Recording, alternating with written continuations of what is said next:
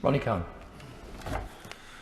Thank you very much, Mr Deputy Speaker. I won't take up too much of the House's time this afternoon, and I won't repeat the arguments which have been put forward very eloquently by the previous speakers, but I would like to touch briefly upon the illicit finance aspect. It's a great irony that when talking about the issues of murky finances and the war in Ukraine, we come back to the issues of transparency in the UK time and time again. The initial flurry of activity and enthusiasm to track down sanctioned Russian elites' wealth was well and truly, or has well and truly, ground to a halt. So where do we stand now? The committee's report slammed the UK government for needing a war to galvanise them into action. The committee found that measures in the Economic Crime Transparency and Enforcement Act 2022 did not go far or fast enough.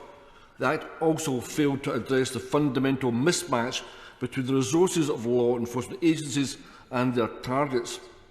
Ministers spoke about the need to clamp down on the kleptocrats, but rhetoric has not been matched by constructive action. A year on, it's hard to see what has changed. Corrupt money still flows into the United Kingdom.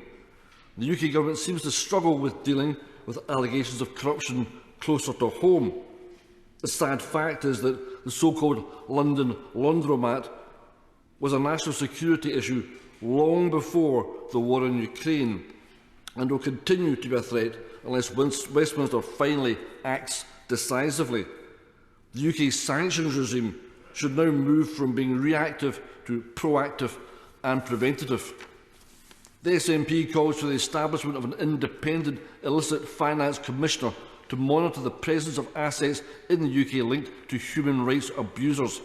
The UK cannot afford to be the weakest link in the Western Alliance struggle against Russia's illicit finance for a single day longer. While other countries are taking strides to legislate for how frozen Russian assets can be legally seized, the UK government has yet to make the leap from rhetoric to lawmaking. The forthcoming King's Speech should include new pieces of legislation to further crack down on illicit finance in the UK financial system. Transparency International has pointed out a number of key failings. The UK government needs to be publicly accountable about the measures they have taken. They need to get serious about targeting illicit wealth within their borders. They also need to collect and release the data in a more systematic manner, enabling journalists, civil society and the wider public to evaluate their efforts. As one corrupt money flows expert at Transparency International said, the intermittently released figures on blocked assets may seem impressive, but likely represent a small fraction of all Russian dirty money hidden across the world. Governments need to be honest about the challenges they face in tracing and seizing the assets. They also need to explain what is preventing them from pursuing further accountability measures, including confiscation, in relation to potentially illicit assets. This can help us better understand what reforms are needed.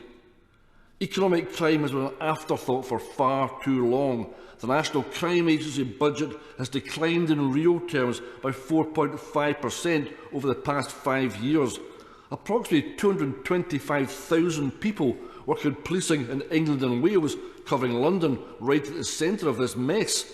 Just 1,700 work on all types of economic crime. That's less than 1%.